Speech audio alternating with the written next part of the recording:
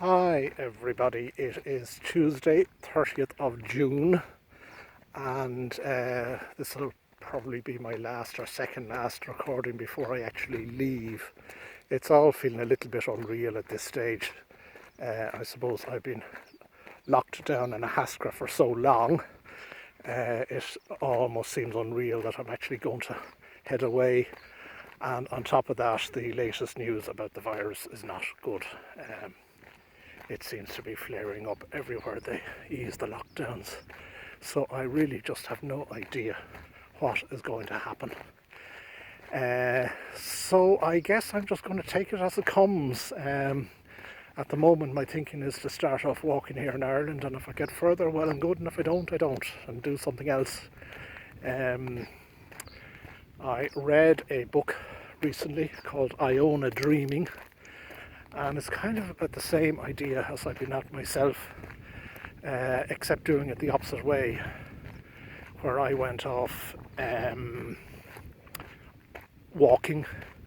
This woman went to the tiny island of Iona in Scotland and took time out there recovering from cancer.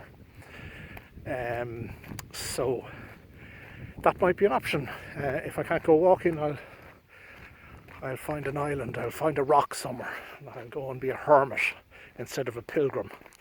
Continue the medieval tradition one way or another. I'm out here walking with the dog.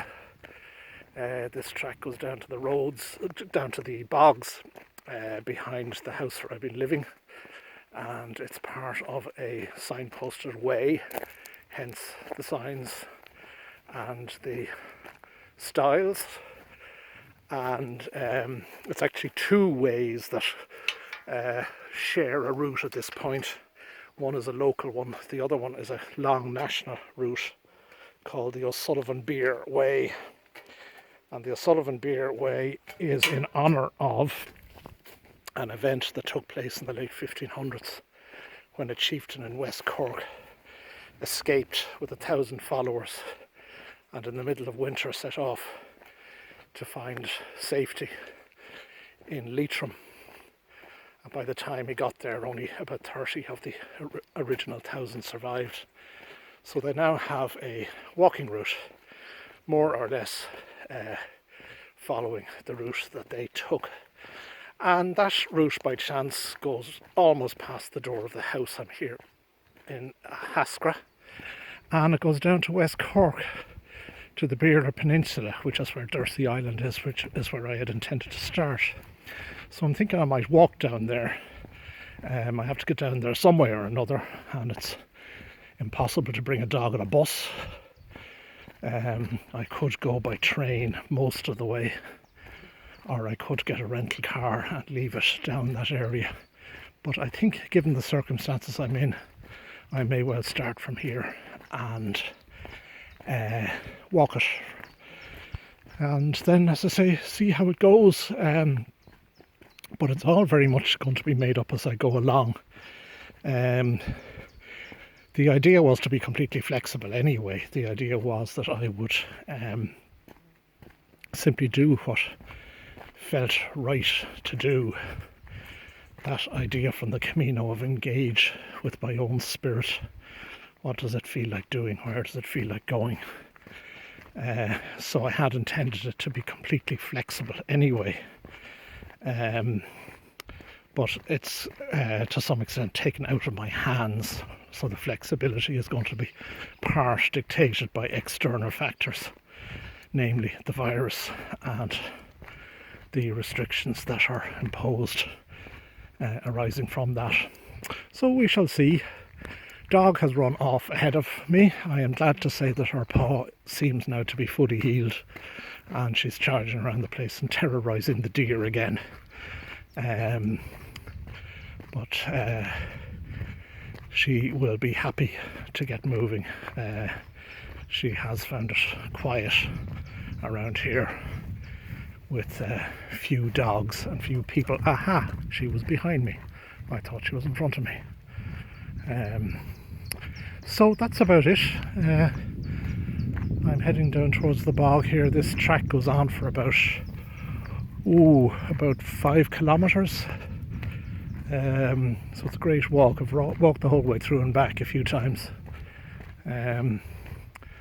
It's great to be away from traffic. The only traffic I have seen down here has been people coming down earlier in the year to cut turf. Unfortunately, the other traffic that comes in is bastards who are coming down to dump. And the amount of that around here is shocking. And of course that's presumably why the dog ended up getting injured. I'm presuming she stood on broken glass or rusty iron. So anyway, that's about it for the moment. Might do one more before I leave. I have a meeting on Friday of this week, and the only other outstanding thing I'm waiting for is I have bought new shoes and very pleased with them. But I have also ordered custom-made insoles. I am delighted to say I have plantar fasciitis. It's always good to have something that has a very fancy name. And I just basically need support for the instep. This had been a problem. Not a particularly severe problem, but it had been a problem in Spain.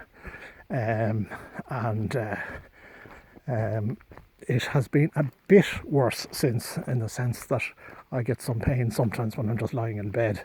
It's not only just when I'm walking. It's not terribly bad, but given the kind of distances I have in mind to walk, it seemed a sensible precaution. So between shoes and the insole, I've spent nearly €500 on my feet. But there's one bit of me that I do want to spend the money on. So that's about it. Once I get those, I'm free to go. And hopefully now that will be early next week. So yeah, that's about it. I shall sign off. All the best.